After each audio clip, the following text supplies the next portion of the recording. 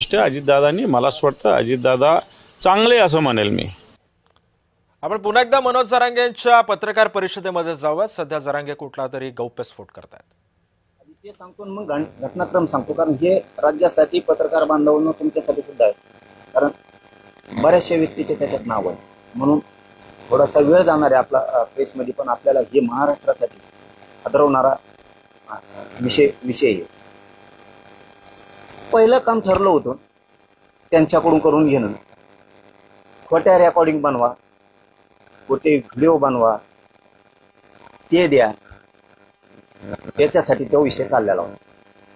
त्यांना ते कुठंच मिळाना, खऱ्या मिळाना तर खोट्या मिळाना, ते तयारीची असते ना तयारी करण्याची। मग ते दुसऱ्या मुद्द्यावरती आले, खूनच करून टाकायचा।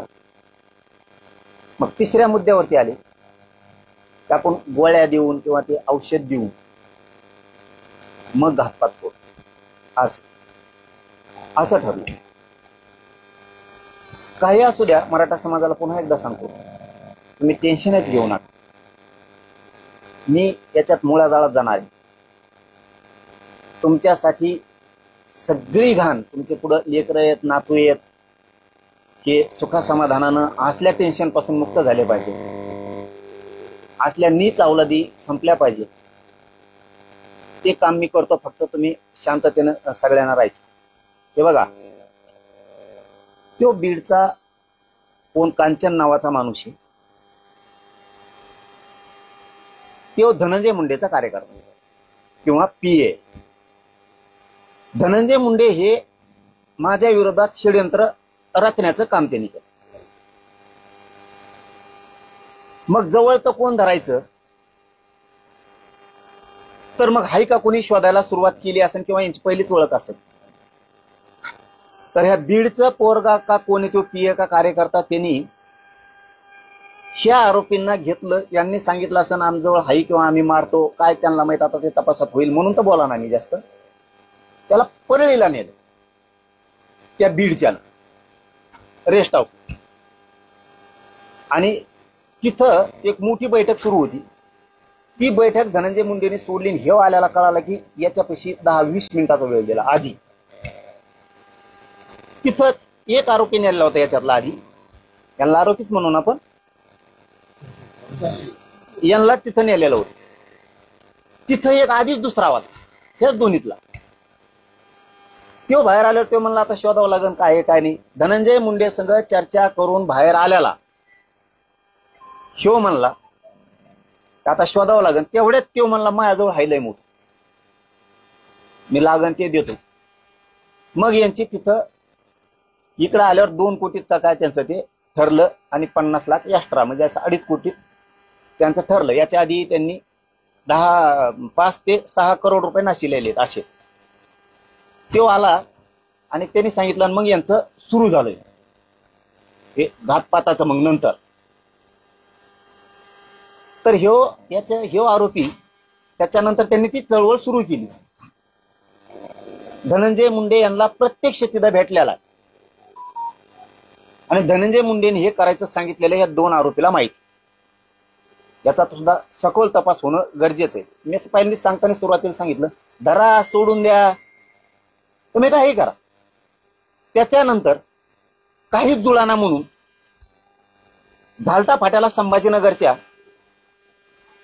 1 घंटा धनंजय मुंडे त्या आरोपींची वाट पाहत थांबला। हे धरलेले 2, त्याला अर्जंट मुंबईला जायचं होतं जणू।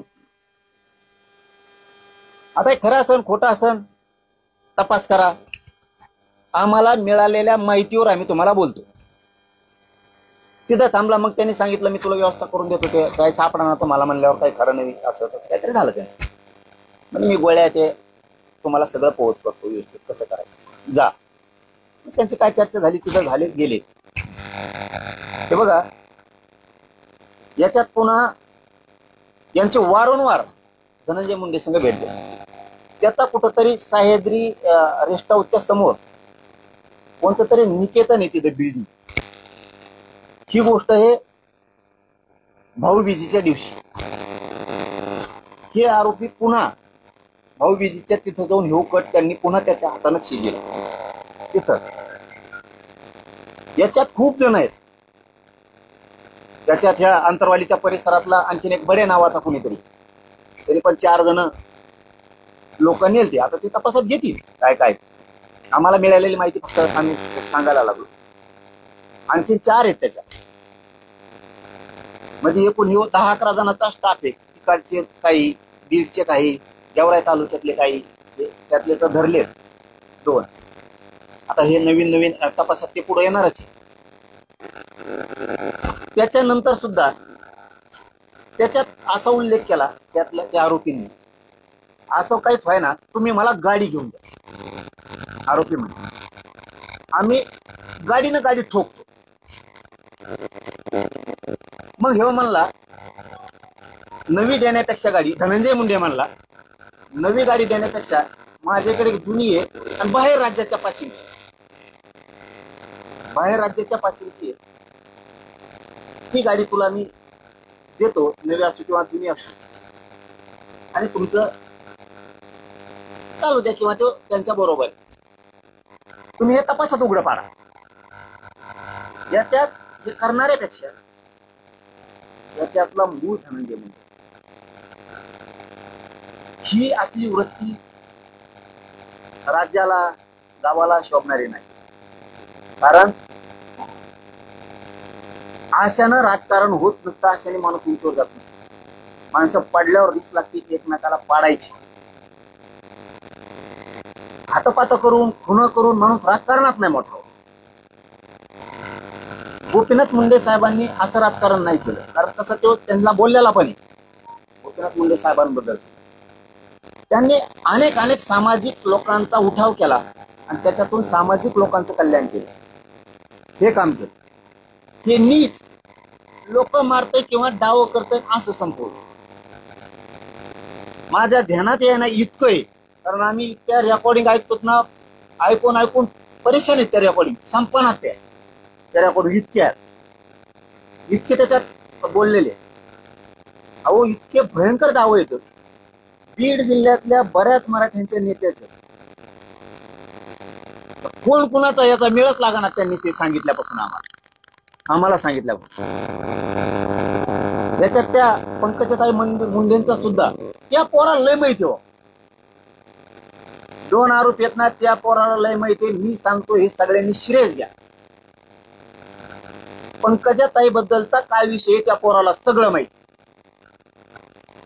बावनकुळे साहेबाच्या भाच्याबद्दल काय, आता हे खूप सिरियस आहे विषय. त्याच्यात आणखीन त्यातल्या एका आरोपीला एक गोष्ट माहिती आहे. बीड किंवा राज्यातल्या बऱ्याचशा ठिकाणी प्रत्येकाच्या गांडी खाली मोबाईल आहे. म्हणजे त्या शिटाच्या खाली बघा आता ही सिस्टम.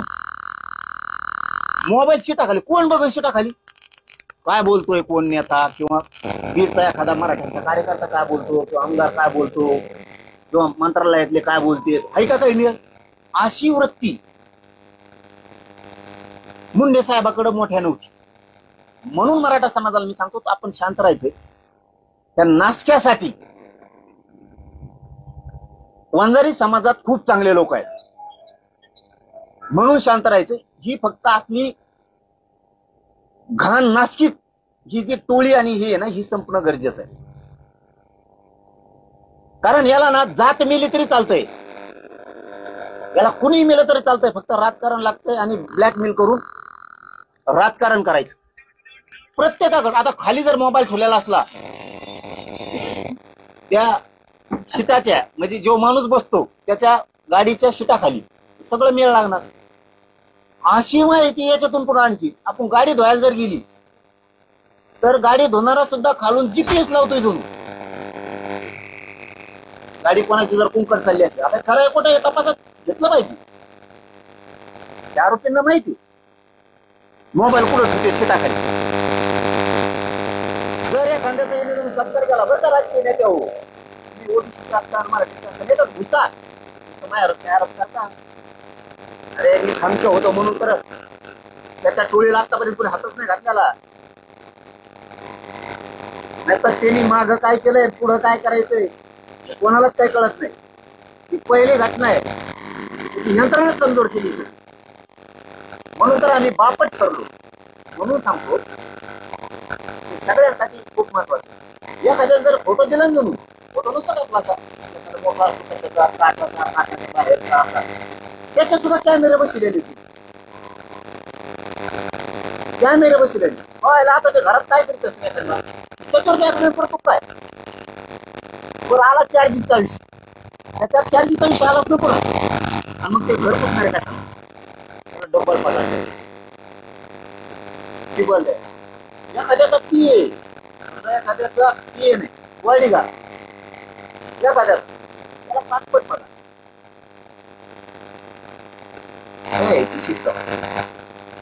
एखाद्याचा पीए त्याला वाढू. हे महाराष्ट्रासाठी खूप अवघड आहे. याच्यात ना पंकजा काही मुंडेबद्दल सुद्धा त्या आरोपीकडे खूप, राज्यातल्या कार्यकर्त्याबद्दल तर खूपच. त्यांचं ते भाऊ बहिणी म्हणून नाही म्हणत, ते बोललंय आम्हाला.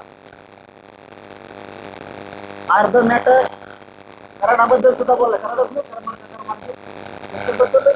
अरे ह्यो माणूस इतका भयानक आहे. त्याच्या धसांबद्दल, धसांबद्दल, आमच्या संतोष भाईच्या देशमुखांच्या त्या भावाबद्दल सुद्धा आहे. हे इथं बसलेले होते मात्र त्या दिवशी. बीड जिल्ह्यातले, जालना जिल्ह्यातले काही बरेच लोक, त्यातल्या 2-4 जणांचं नाव घेतल्यावर त्याचे शॉर्टच झाले. काय काय जो माणूस त्या जातीला लाभलाय, येत आयुष्याने खराब केलं आणि त्या जातीला सुद्धा डोळ्यावर आणून.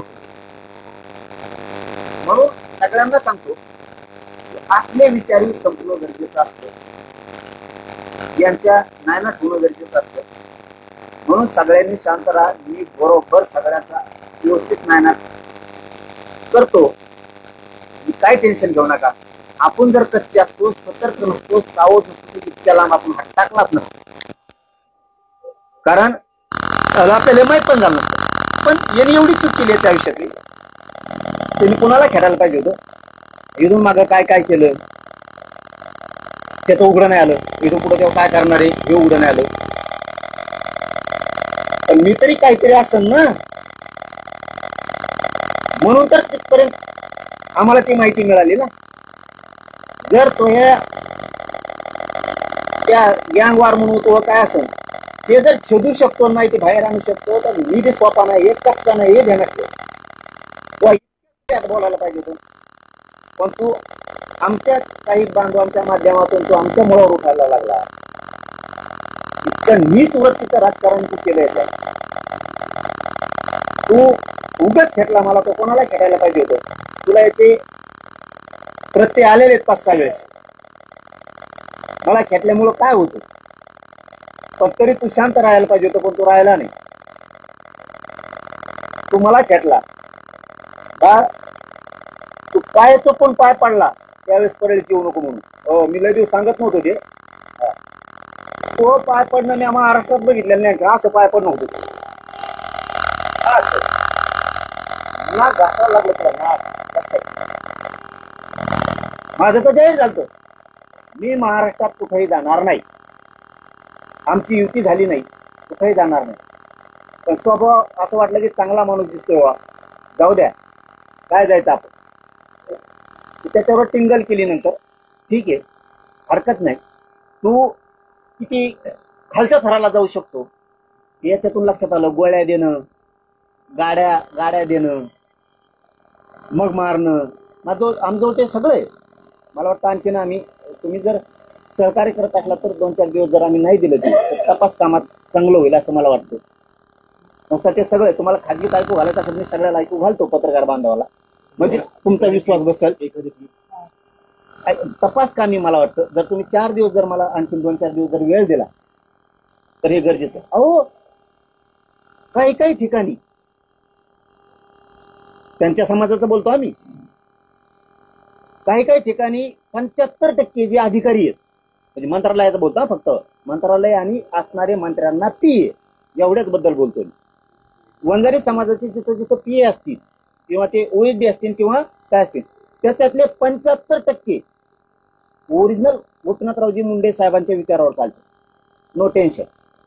पण काहींना नुसतं ऐकायसाठी ठुले जाऊन त्याला माहिती होत्या आरोपीने उकड चालली यांनी जातीचं काय केलं, 2 भाग केले. प्रशासनातला वंजारी आणि सुशिक्षित बेकार तरुण.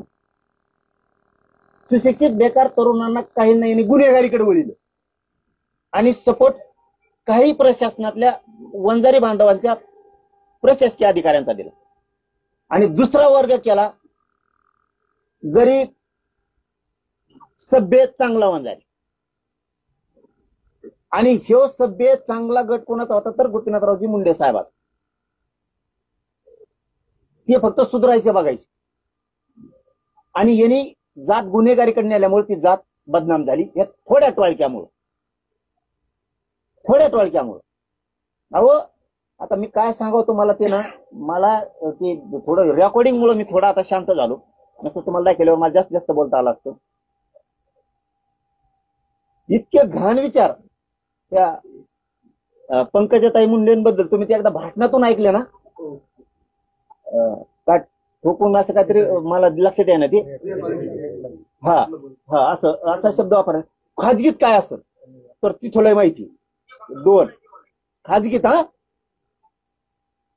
अरे ज्या माणसानं एवढी मोठी जात उंचीवर नेली त्यांच्या घरच्या वारसांबद्दल आणि लिखित बाबीबद्दल असं बोलतो, हे मी माझ्यावर ते आलंय म्हणून म्हणत नाही बरं का. ते धुडक्या धाडक्याचा ते कोलतो मी त्यांना वाटत असेल त्यासाठी म्हणतो. काय जे सत्य आहे तुम्ही त्या आरोपी कोण काढा बस का. आता मी म्हणतोय म्हणून त्यांना माहित व्हावा असं आपल्याबद्दल बी. मग मीडियाच्या माध्यमातून माहित झाल्यावर ते तरी म्हणते नाही आमचं काय त्या जोड बघ म्हणून सांगायलोय. मायावर बालंट आलं म्हणून नाही. अरे आम्ही लय खंबीर येतं पक्के आमचं ते सोडून. त्याला कशी खेटायची तयारी माही आणि त्याच्या गांडीत दम नाही समोर खेटायचा आहे म्हणून तर असे ते नपुसक मेंगे चाळे करायला आहे. त्याला मेंगे चाळे म्हणतात, नपुसक चाळे. गोळ्या चारणं औषध चारणं कुठं काय करणं. मरत तसं समोर आला असतात. तू मेला असता नाही तर मी मेला असतो. जिथं उजेडन तिथं उजेडन चाल. याला म्हणते क्षेत्रीय खानदान कुळ. वंजारला ते तुझ्यासारखा नाही चाल मला तरी वाटतं. हे असलं जातीला डाग लावणार नालायक नासक जन्मलं आणि असले मेघे नपुसक ताळे करतय. गोळ्यान कुठं गाडीवर गाडी घालन, तुला पैसे देतो, नवी देतो. आता कोणते रेकॉर्डिंग तुम्ही सुईपासून लावणार आता सुरुवातीपासून. त्या आरोपींजवळ त्याला केलेले मेसेज म्हणतो मी. त्याचजवळ फेस कॉल केलेले, face time call, WhatsApp call, साधे कॉल, रेकॉर्डिंग. आणि तो त्या दिवशी म्हणजे धरायच्या अगोदर 11:15 त्या संग त्या धन्यामुंड्या संग बोललाय तो फोनवर. 11:15 एकदम खालच्या थराच्या चिल्लरचा फोन उचलितो का. हे सगळं भिंग फुटणं गरजेचं आहे. सरकारला माझी विशेष करून फडणवीस साहेब तुमची लय बघा आहे का कुणी एखादा फोटो दिलेला असला त्याचा कॅमेरा ठेवलेला आणि सगळ्या नेत्यांनी आपण आपले शीट सापडा उद्यापासून खालून मोबाईल ठुलेत का काय. आशानं भाऊ राजकारण होत नसतं. त्या बावनकुळे साहेबाच्या भाषाचं काहीतरी. आता त्यांना भाषा आहे का नाही मला माहित असेल तर त्यांनी कामाला लागाव. काही नाही बरं का. ओबीसी नाही, फबीसी नाही, मराठा नाही, झराठा नाही, काही नाही.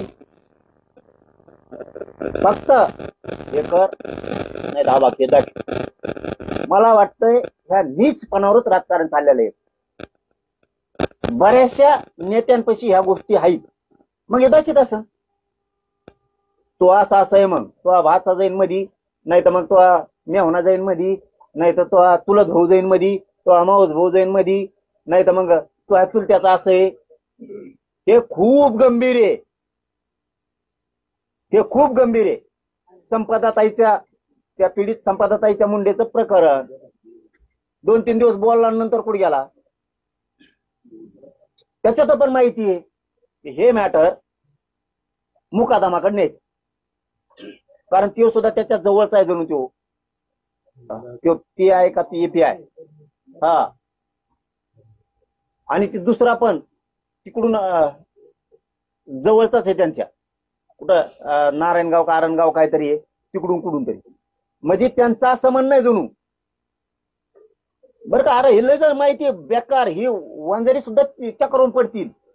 मी माझ्यासाठी म्हणत बरं का, पुन्हा पुन्हा ते तुमच्यातले ते येते 2-3 उष्टे आणि पुन्हा ते लिहिण हे ते, मला खरं सांगायची माहिती, ते महादेव मुंडे भैया मुंडे यांच्या परिवाराला विचारू आपण साथ द्यायला लागलो कशी देतो सांगायलो मी. असे चर्चा आहे आता बघा, त्याच्यावर खात्री करून चौकशी करून प्रशासनानं की ही काय आत्महत्या आहे, थोडीच हत्या आहे, बोलायचं काम होतं. आपण काय करू आता, हेच मॅटर मुकादमाकडे नेऊ, म्हणजे आपले मुकादमा तर सुट्टे निंबाळकरांच्या ताब्यातून, आणि निंबाळकरांचं जुटत आहे. मग काय राजकारण करतो तू, म्हणजे हे मॅटर आत्महत्या आहे, ही थोडीच हत्या आहे म्हणून शेवट लागत बसत सुटणारच तुम्ही काही दिवसात. तर मग काय होईल, आपले 200-300 मुकादम आहेत ते तरी बाहेर काढून घेऊ ना.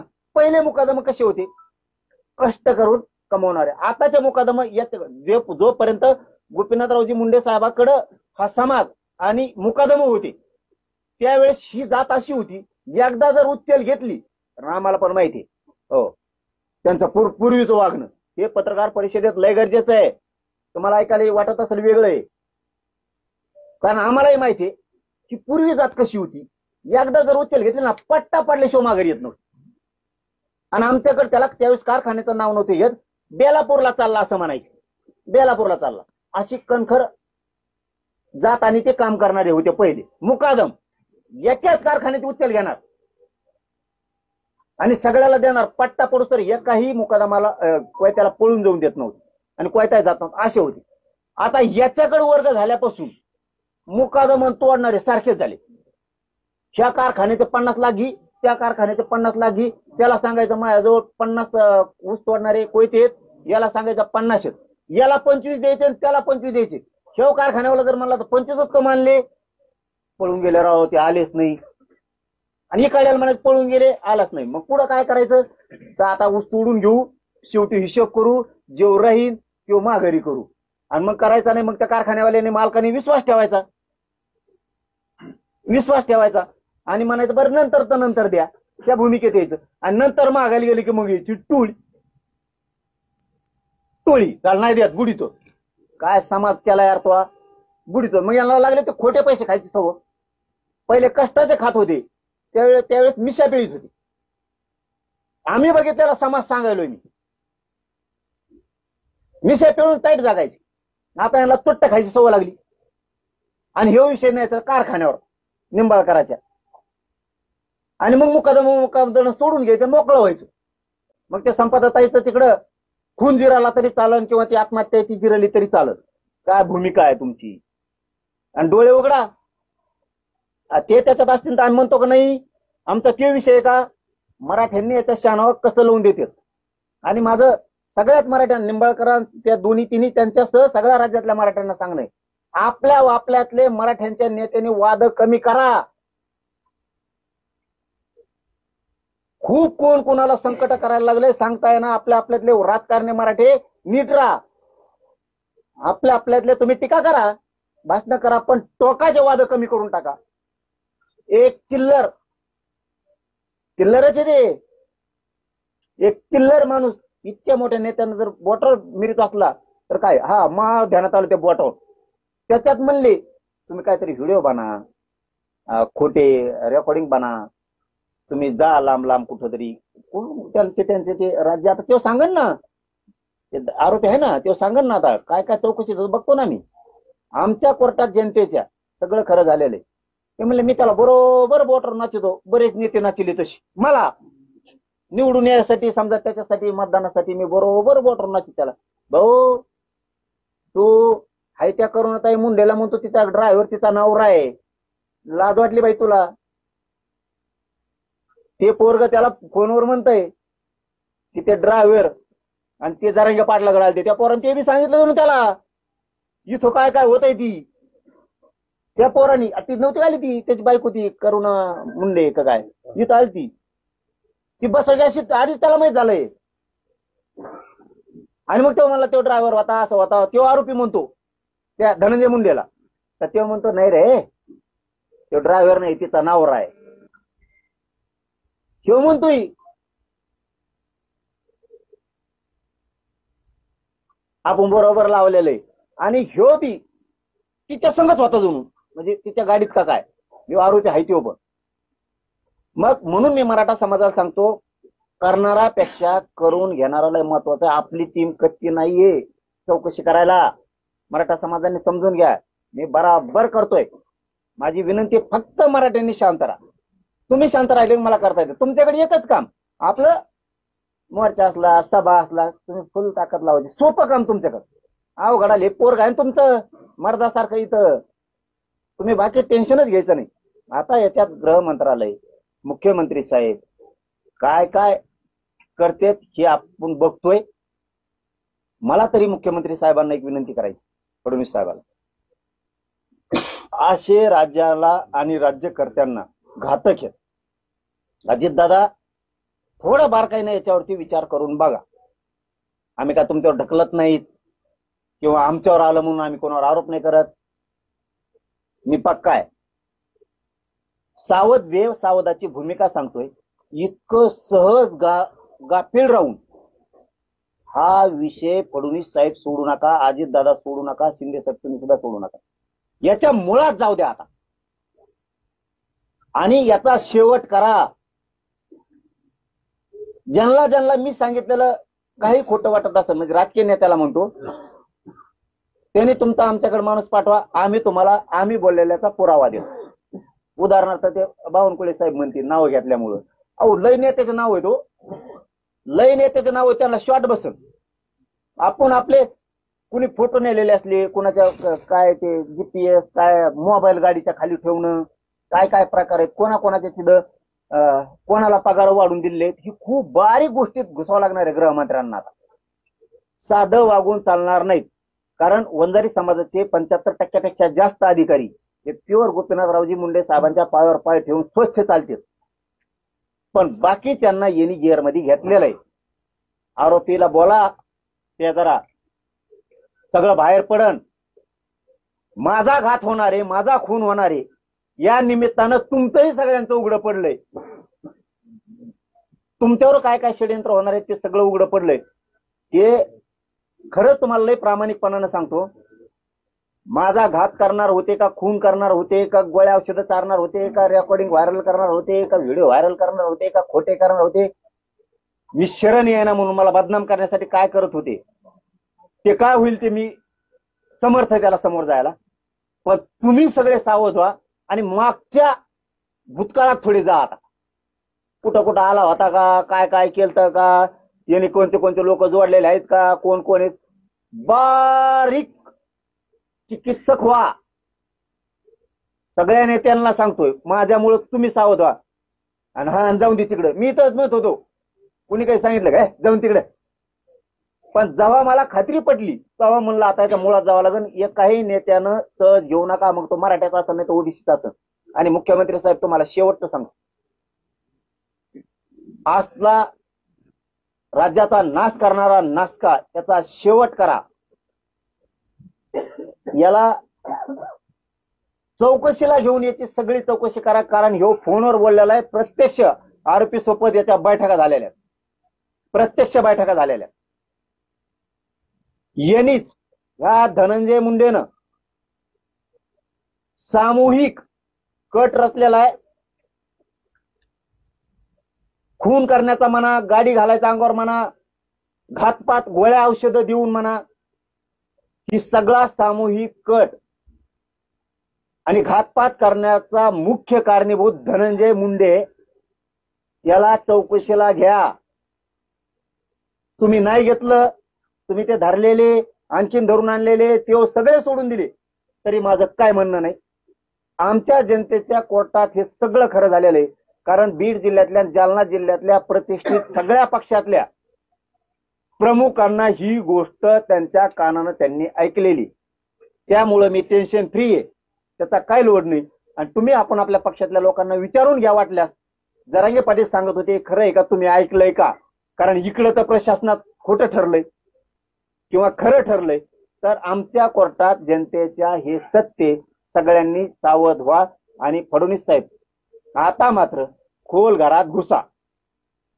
पाटील पहिल्यांदा हा संपूर्ण प्रकार तुम्हाला केव्हा लक्षात आला? कुठं बीडला बैठक झाली, त्यानंतर परळीला त्यांची कुठं त्या ठिकाणी त्यांची भेट झाली धनंजय मुंडेची? तुम्ही धनंजय मुंडे गंभीर आरोप केलेले. आरोप थोडा आहे ती, काय आरोप आहे त्यांचं? ते आरोप नाहीये.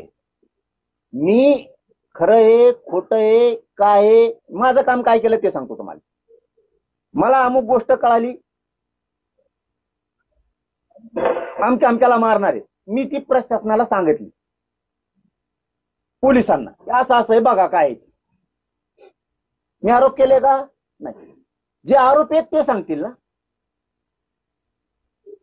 कारण हे मुख्य कट रचणारा सूत्रधारच धनंजय मुंडे. अहो त्याच्यात त्यांनी आणखी सांगितलंय, 4-5 जणांचे बीडचे नाव घेतले, त्यात गंगाधर नाना काळकुटेचं पण नाव घेतलंय. ते म्हणले त्याला तर डुकरासारखंच उचलून नेतो.